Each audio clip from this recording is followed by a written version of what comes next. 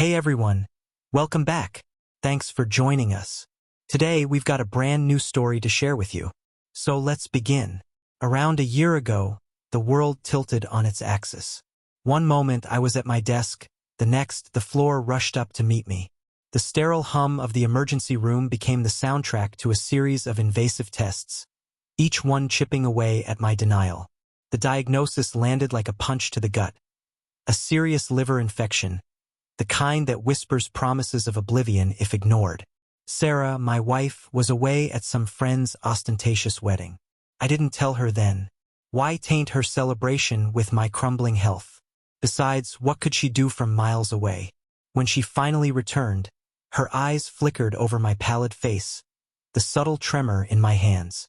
The truth spilled out, a bitter draft. Her reaction wasn't the deluge of worry I'd expected. It wasn't cold, not exactly, but there was a distinct edge of disappointment, as if my failing health was a personal affront. The insidious thought took root. Did she somehow blame me for this? For not being robust enough? For letting my body betray me? I pushed it aside, focusing on the arduous climb back to health.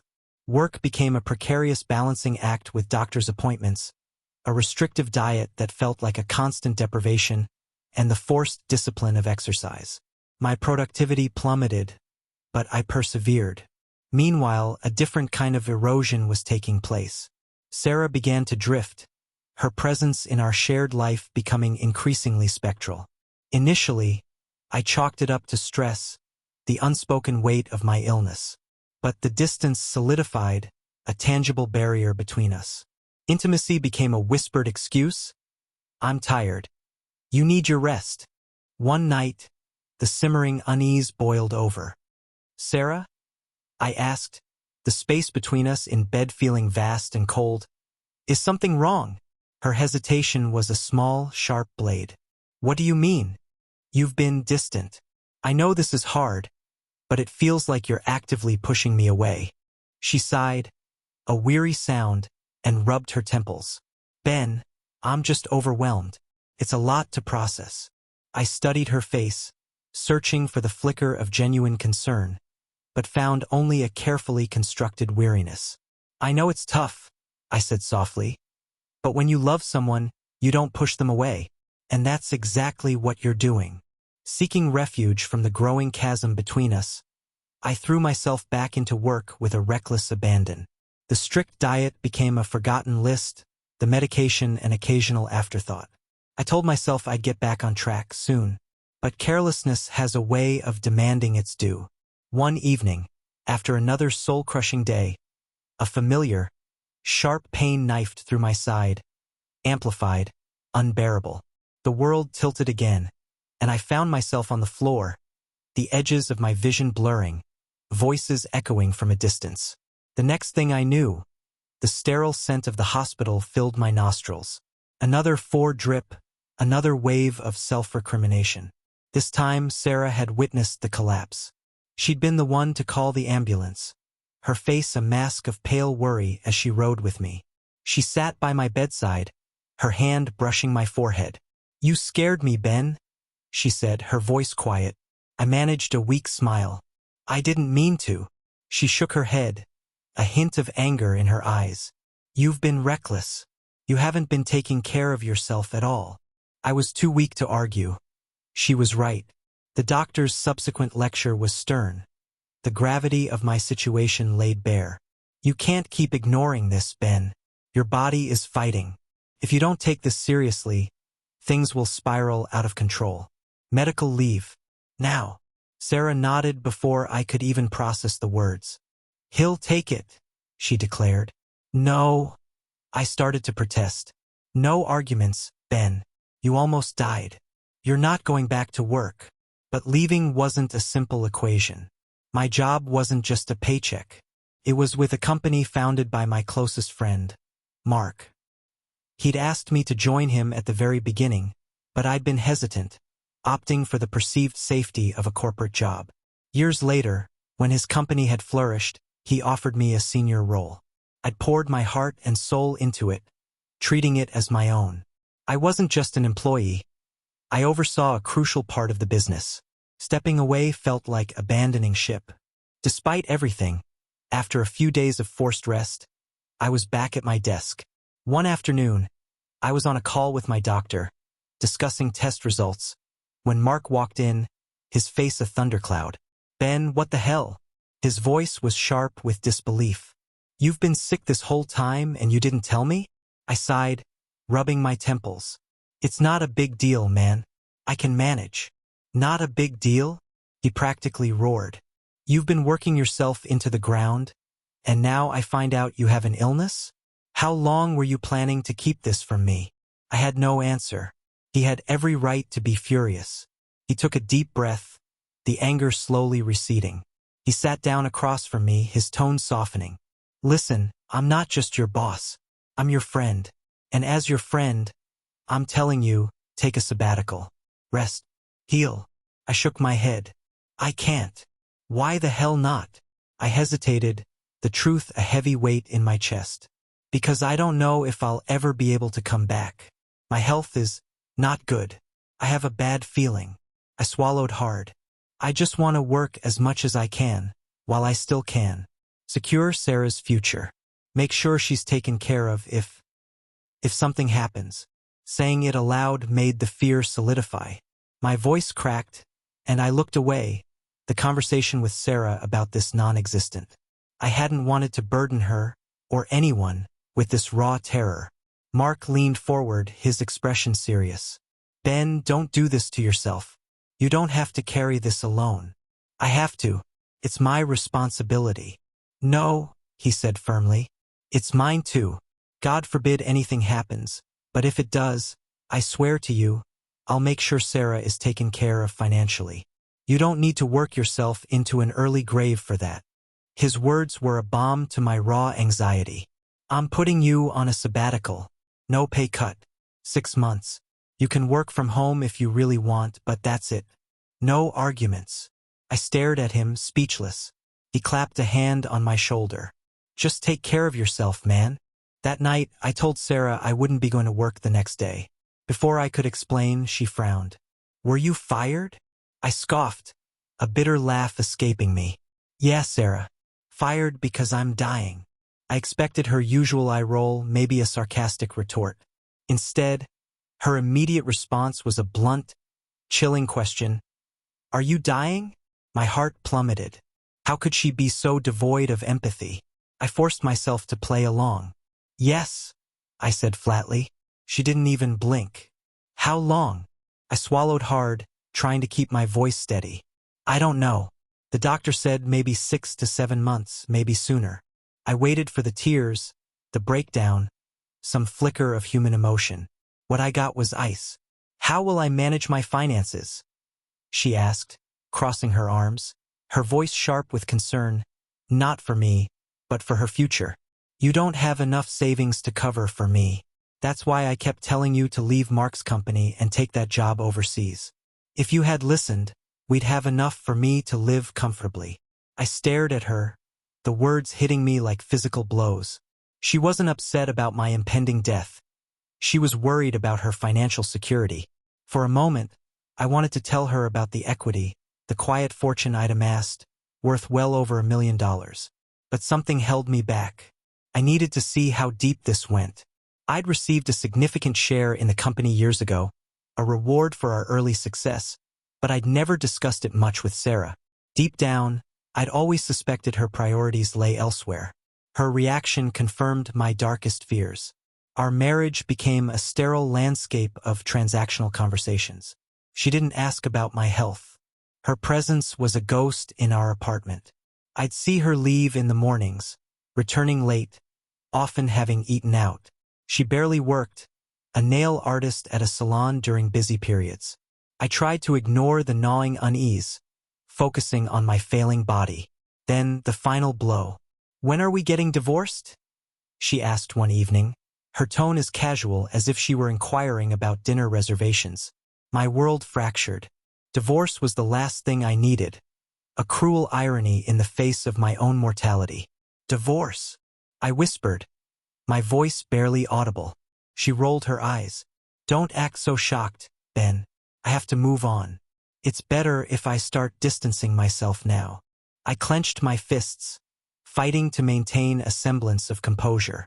So, I asked, the sarcasm dripping with bitterness. Have you already found my replacement? Her casual nod sent a chill down my spine. Yes, someone I've known for a while, she continued, completely unfazed. And I've started seeing him as a potential partner. We've been going on dates. The air left my lungs. It felt like something vital had been ripped away, leaving only a hollow ache. My marriage, the foundation I thought my life was built upon, was a lie. I replayed our conversation, searching for a crack of humanity, but found only cold calculation. She never loved me. Maybe she never had. I called Mark, the words tumbling out in a rush of anger and despair. He was livid. Ben, you need to remove her from everything. All your legal documents, your will. I hesitated, but I knew he was right. I already did. I admitted, the word wife feeling like a foreign object in my mouth. Good, he sighed, relieved. She doesn't deserve a damn thing. Sarah didn't know about the equity. It was meant to be a surprise, a comfortable retirement. Now, I was just grateful I'd kept it hidden. If she'd known, the charade would have likely continued. A longer, more insidious betrayal. The thought made me sick. As for my health, the initial diagnosis of a serious liver infection was real. Not terminal, not yet, but the potential was there. A dark cloud hanging over me. The doctors were optimistic, but the regimen was strict. Medication, lifestyle changes, rest, everything. That night I told Sarah it was terminal. It had been a twisted prank, a desperate attempt to elicit some genuine reaction, some fear at the thought of losing me. Instead, her true self had emerged, and in return, she delivered this final, devastating blow. Initially, I retreated, burying myself in the doctor's orders. Fitness classes, the dreaded diet, runs in the park. I followed every instruction meticulously. But the healing felt sluggish, incomplete. It didn't take long to realize why. Every glimpse of Sarah preparing for her dates, the careful application of makeup, the selection of outfits, the cheerful humming, was a fresh wound. Some nights, she'd stumble home drunk, lipstick smeared, barely acknowledging my presence. Our conversations were clipped, focused solely on the logistics of the divorce. How many days have you added to your miserable life with that diet? She'd sneer, grabbing a bottle of water, the sarcasm a toxic residue in the air. I pretended indifference, refusing to give her the satisfaction of knowing how much her cruelty stung. But the truth was, every moment under the same roof was a step backward. My healing was stalling, maybe even reversing. My life had once been simple, predictable, work and Sarah. Now both were slipping away, leaving me adrift. Mark offered a lifeline. The rooftop apartment at the office. Small, comfortable. A place we'd often used to unwind after long days. You'll be close to the team, keep you distracted. I didn't hesitate. Staying in that apartment with Sarah was suffocating. Moving out felt like an act of self-preservation. The day I packed, Sarah barely looked up from her phone. As I reached the door, she finally spoke, her tone flat. So, is this permanent? Until the divorce is settled, I replied. No further questions. No calls. The only communication was the impersonal voicemail when the divorce papers reached her. Thanks for making this easy. I appreciate you releasing me without any fuss. No emotion, no regret, just relief. The divorce itself was swift, too swift. I had nothing left to fight for. What Sarah didn't know was that the house we lived in wasn't ours. It was a lease with only 18 months remaining. When the topic came up, I casually added her name to the tenancy agreement. You can stay here for the next year and a half, rent-free, I told her. She nodded, unsurprised. That's fair. She believed my illness had drained me financially, and I let her cling to that illusion.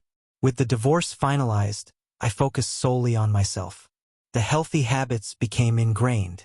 I even started joining office calls from my apartment, a way to feel connected and pass the time.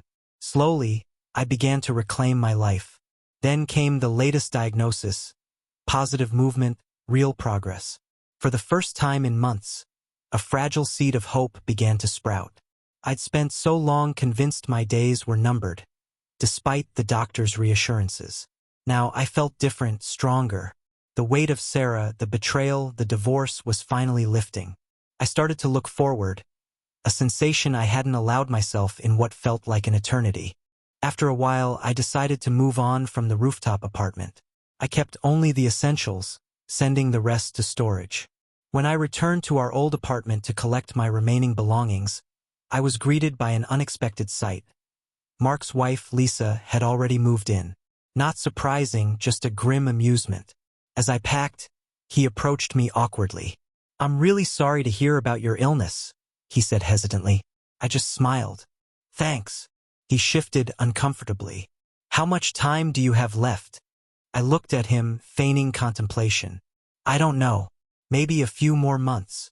He nodded solemnly, and I had to suppress a laugh. There was a perverse satisfaction in watching this man, the one Sarah had traded me for, now stuck with her. Maybe I had moved on, or maybe I was just secretly pleased I'd inadvertently dumped my parasitic ex-wife on someone else. My health continued to improve.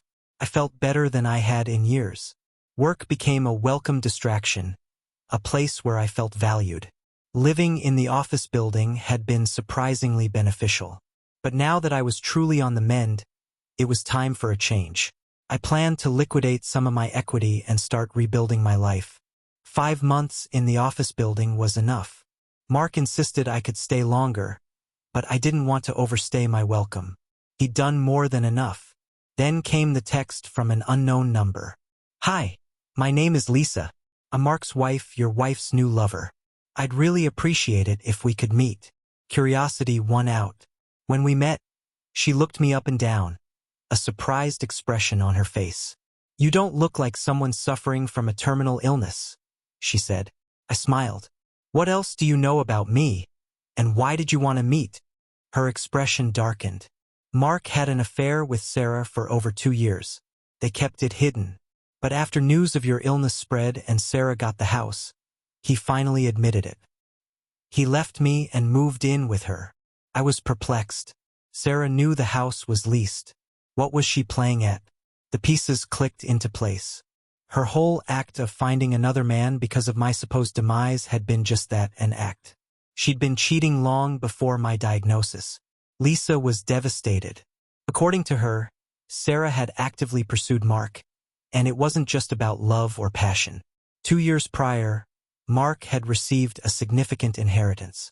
That's when Sarah had latched on. "Mark is quite a bit older than us," Lisa said, shaking her head. "He's in his late 50s. We have grown-up kids. I never thought he'd do something like this." She explained why she wanted my help. "I'm willing to reconcile with him," she admitted, "if Sarah leaves him alone." I raised an eyebrow. "Are you sure about that? He's been cheating on you for 2 years. She nodded without hesitation. "I don't want a broken family. We had plans to retire together. I can't imagine being alone at this stage of my life." I didn't judge her. It was her decision. When I told her the truth about my health, her face lit up with genuine happiness. "That's amazing news. Congratulations on your recovery."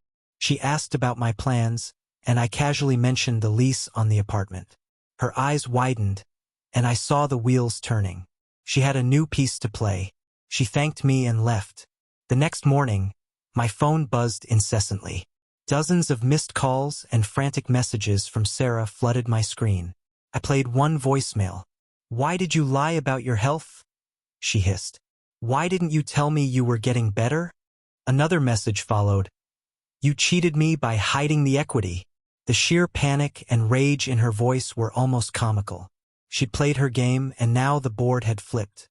Later that day, she appeared at my office, pacing anxiously outside the conference room.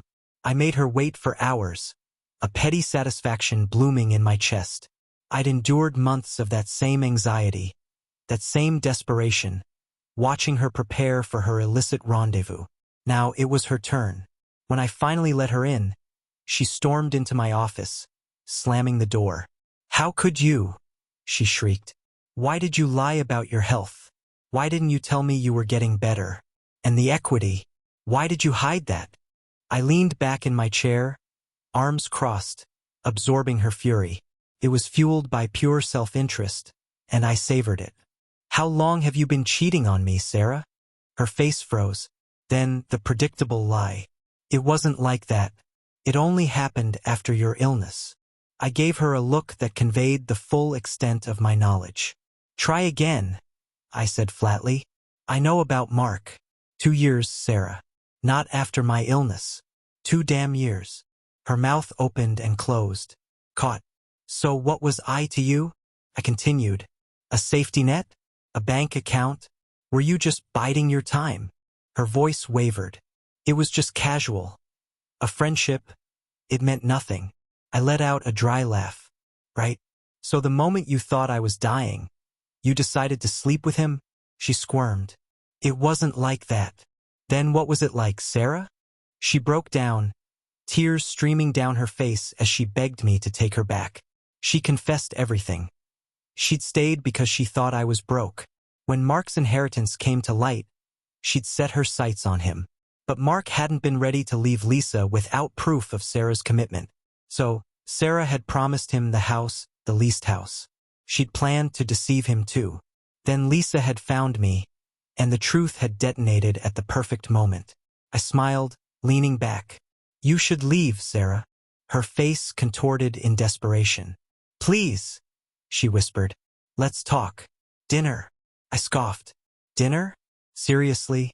You think we can just have a nice meal and pretend you didn't betray me for years?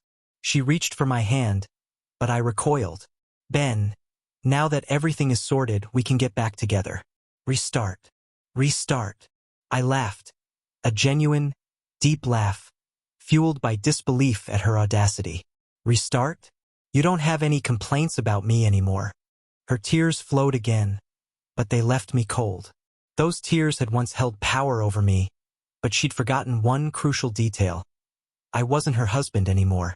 I owed her nothing. Sarah, I said coldly, leave. She shook her head, pleading. Ben, if you don't walk out that door in the next 10 seconds, I'm calling security. Her lips trembled, but I held her gaze. She wasn't my problem anymore, and the sight of her defeated face was a stark, undeniable satisfaction. My final diagnosis confirmed it. Completely healed. It was surreal. After months of pain and exhaustion, I was free. I'd lost weight, but it wasn't just the illness. It was the years of neglecting myself, buried under work, making money for a woman who discarded me without a second thought. Lisa, armed with the truth, had confronted Mark. He'd finally seen Sarah for who she was, a manipulator who'd preyed on his vulnerability and his money. The leased house revelation had been the final nail in the coffin of his delusion. Lisa, fiercely protective of her family's inheritance, ensured Sarah was swiftly ejected from Mark's life. I didn't pry into the messy aftermath. Lisa kept me updated for a while, then our contact faded. I'd often wondered how she could forgive Mark, but it wasn't my place to judge. Sarah, however, refused to accept defeat. Calls, emails, texts, even unwanted gifts at the office. I blocked her on everything. When she learned I was getting my own place, her attempts escalated. She showed up at my office, feigning sweetness, pretending we could somehow rewind time. I ignored her relentless pursuit. She was jobless, the lease was expiring, and options were dwindling. I later learned from a neighbor that she'd been renting out a room for over a year, the income likely her only lifeline. What else she was doing to survive, I didn't care to speculate. For the first time in a long time, I believed in fate. If Sarah hadn't revealed her true nature, I'd still be trapped in that toxic marriage. Instead, I got my health back, and more importantly, I got my life back. My new penthouse is small but perfect, designed entirely to my taste. No compromises, just my own sanctuary. Friends and colleagues have encouraged me to date again. You've got a hell of a story, Ben, one of the younger guys at work said. I just laughed.